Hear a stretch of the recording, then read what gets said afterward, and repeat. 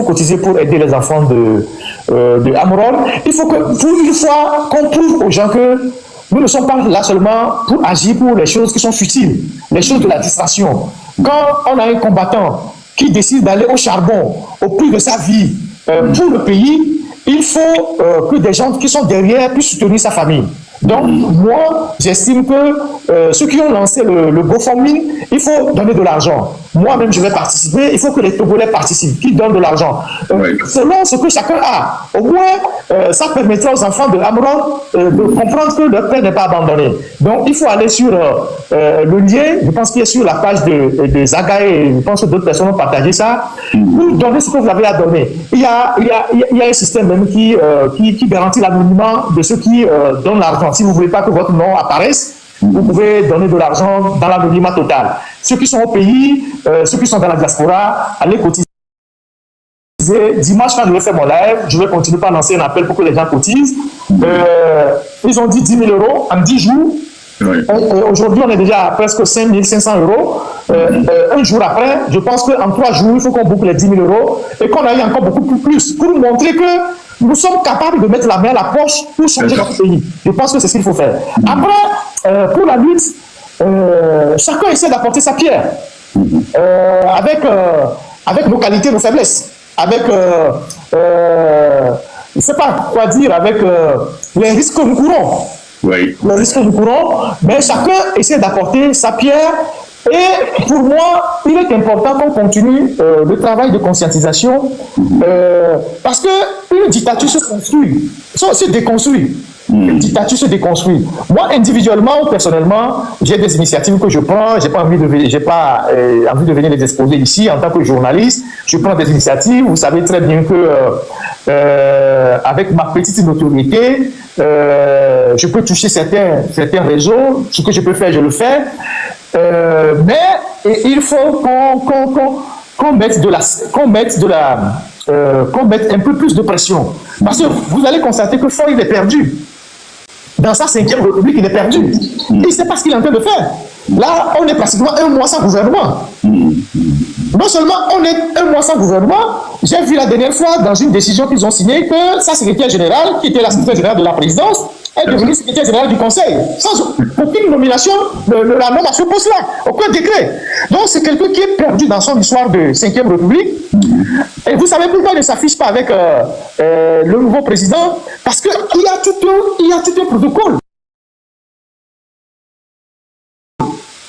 Parce qu'il découvre que même s'il a l'effectivité du pouvoir, il doit déférence au président honorifique. Ce n'est pas au président d'aller vers lui, c'est à lui d'aller vers le président. Alors s'il va vers le président, il sera dans quelle posture? Il sera dans la posture de monsieur qui est tout puissant, ou bien il sera dans la posture du premier ministre qui se soumet au président. Donc il découvre la réalité de sa 5e République et il est perdu. Donc il est perdu, non seulement il est perdu, mais il devient frileux. Le régime est devenu frileux. Donc le régime voit le mal partout. Dès que quelqu'un sort la tête de l'homme, on l'arrête. Donc le régime qui a ce genre de réaction, c'est un régime frileux. Donc nous devons encourager les gens qui sont dans le régime et qui sont prêts à prendre la parole, ou qui sont prêts, c'est pas à dénoncer ce qu'ils ont vu dans le régime, nous devons les encourager. Parce que sans une fissure dans le régime, sans une fissure dans ce système-là, on ne va pas y arriver au bout. Il ne faut pas se faire d'illusions. Tant qu'il n'y aura pas de fissure à l'intérieur du système, on ne va pas y arriver. Les élections, il faut oublier les élections. Aucune élection n'arrivera au bout du régime. Ça, c'est pour abuser la scène politique. Mais tant qu'il n'y aura pas une fissure fondamentale dans le système, on ne va pas y arriver. Donc, ce sont toutes ces injustices-là que nous devons remonter à la surface pour démontrer aux gens que ce régime ne vous a rien apporté. Il n'y a que Faure et ses femmes qui profitent du système. C'est le Louis XIV et c'est Marie-Antoinette. Et donc, nous avons intérêt à mettre fin ensemble au système pour redistribuer les biens que nous avons en commun et essayer d'avoir une justice sociale. Il n'y aura jamais tout le monde ne sera jamais dans un pays, et tout le monde ne sera jamais riche dans un pays, mais il faut faire en sorte que les 40, les riches et les pauvres s'amélisent pour que chacun, à son niveau, puisse vivre un peu décemment. Donc, moi, je pense que c'est ce travail-là qu'il faut faire. Et le fait qu'aujourd'hui, de plus en plus de Togolais prennent la parole pour exprimer leur colère, c'est déjà une bataille de gagner. Mais il faut aller au-delà. Aujourd'hui, les gens n'ont plus peur. Tout le monde prend la parole. Dans le cas d'Amron, à part ceux qui essayent de se réjouir de son arrestation et qui sont très minoritaires, il ne faut pas les regarder, il faut avancer. Moi, je dis toujours aux Togolais, quand tu ne partages pas le combat de quelqu'un, si cette personne a des problèmes, si tu ne peux pas l'aider, tais-toi. Tais-toi. Si tu ne peux pas aider quelqu'un qui est dans des problèmes, tais-toi. Ne viens pas justifier les dérives, les arrestations. Ne viens pas faire ça. Parce que ça peut te rattraper demain. Une dictature n'est pas une personne. Et puis demain, ce régime peut basculer à tout moment. Ce régime peut basculer demain à tout moment. Vous qui prenez la défense du régime, qui justifiez les dérives autoritaires, si ce régime bascule, vous allez faire quoi? Ce régime peut basculer à tout moment.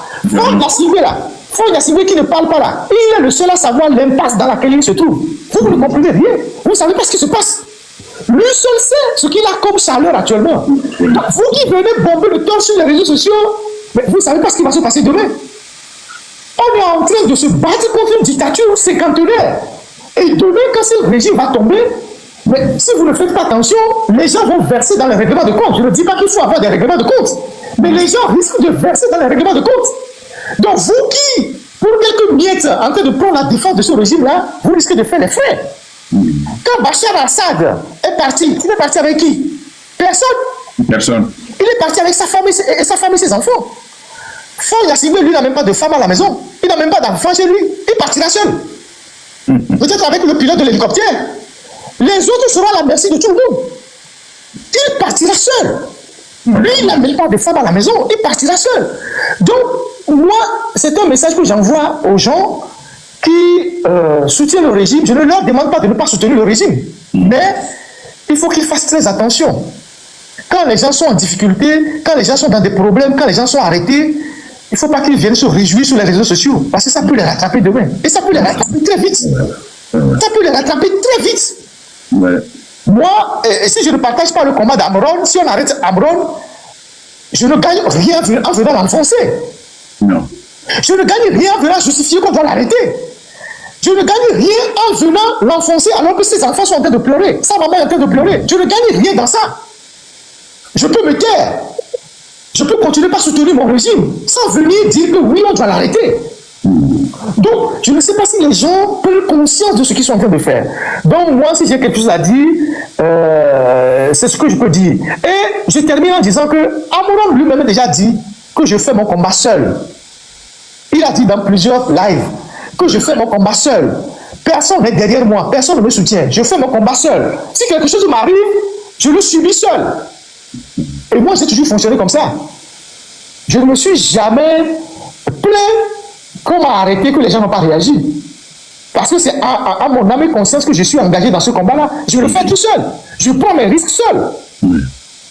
Donc, je n'attends pas que quelqu'un sorte de quelque part. Si des gens le font, tant mieux. Si les gens ne le font pas, je les comprends. Mais je n'ai pas demandé l'autorisation à quelqu'un avant de m'engager dans ce combat-là. Je le fais parce que j'ai des principes. Je le fais parce que j'ai des valeurs. Je le fais parce que je pense que je dois le faire pour mon pays. Et c'est ce que Amron est en train de faire. Donc, je voudrais prier ceux qui se réjouissent de ne pas afficher cette indécence sur la place publique. Ça peut les rattraper demain. Et vous êtes comme un papa à nous. Vous avez traversé beaucoup de preuves. Vous pouvez être un témoin pour ces jeunes-là qui se réjouissent du malheur de leur prochain. On n'a pas à se réjouir du malheur de quelqu'un.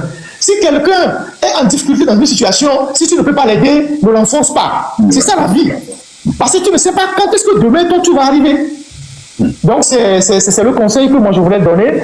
Et je vous remercie de m'avoir invité dans ce live-là.